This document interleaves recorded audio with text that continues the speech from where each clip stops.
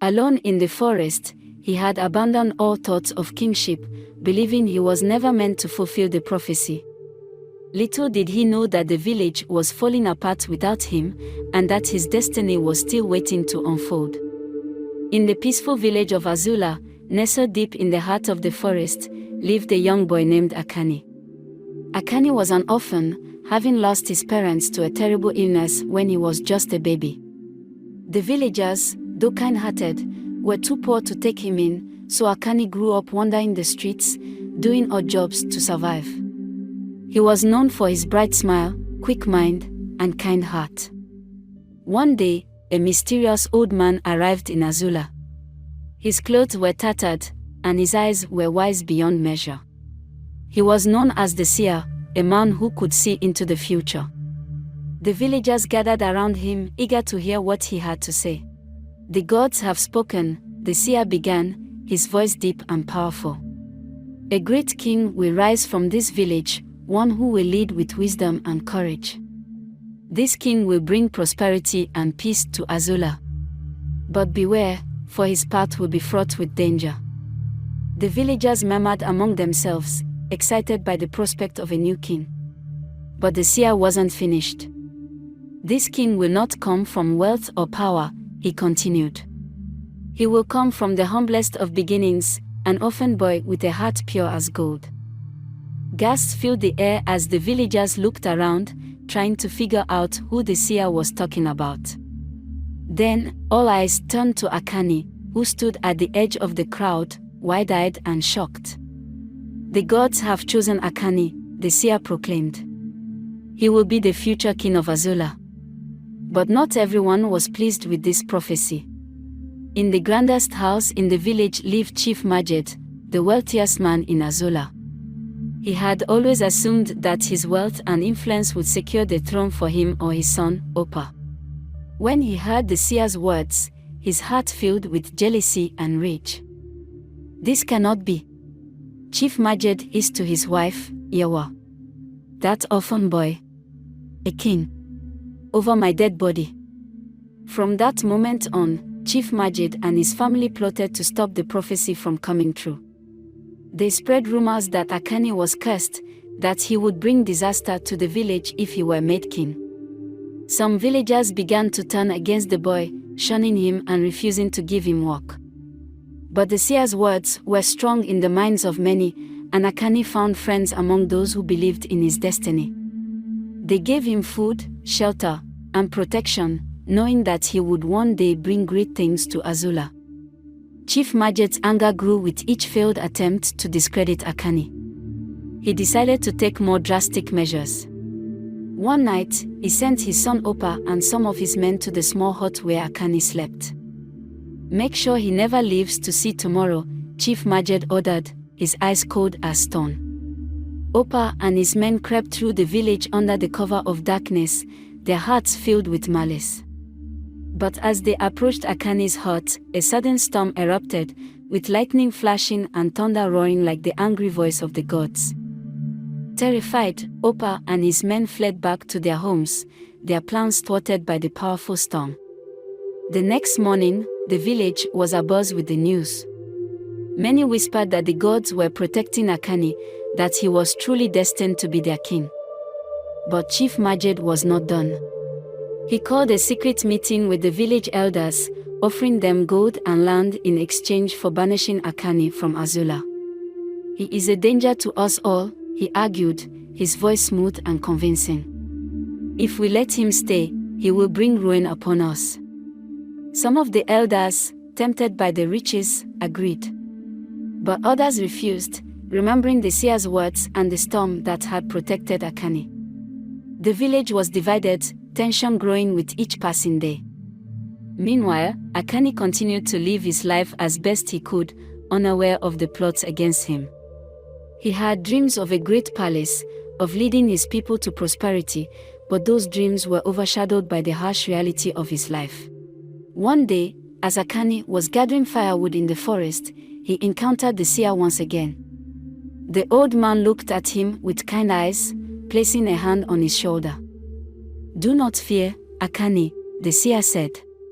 "The gods are with you. Your journey will be difficult, but you must remain strong.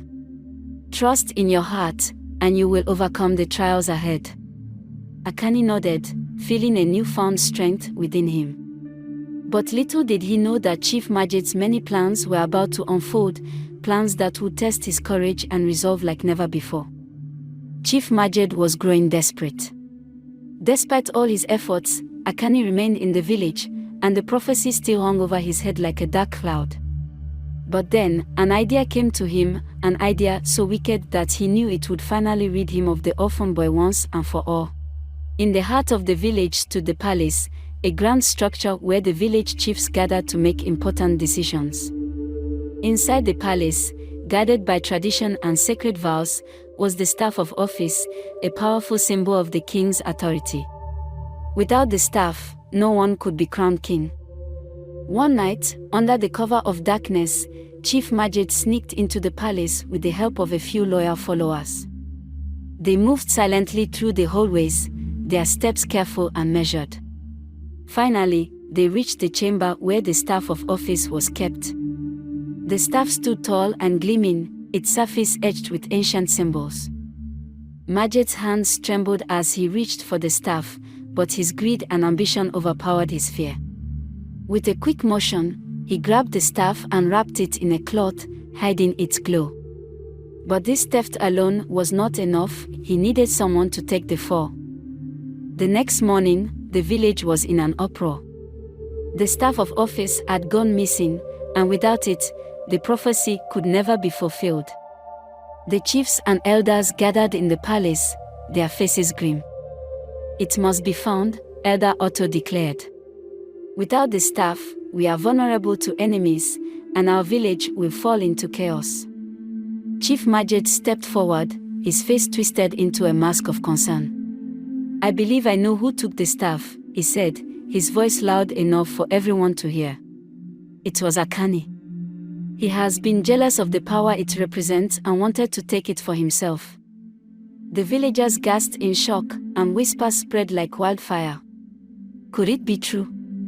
Could Akanni, the boy destined to be king, have stolen the staff to fulfill the prophecy by force?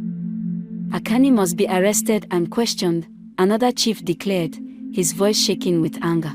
"If he is guilty, he will be punished." That very day, palace guards stormed Akanni's small hut. They dragged him out, ignoring his pleas of innocence, and brought him before the chiefs. Despite his protest, the decision had already been made. "You are guilty of stealing the staff of office," Chief Majid said, his eyes gleaming with triumph. "You will be imprisoned until the staff is found or until you confess your crime." Akanni was thrown into the palace prison, a dark, cold cell with only a small window that allowed a sliver of light to enter.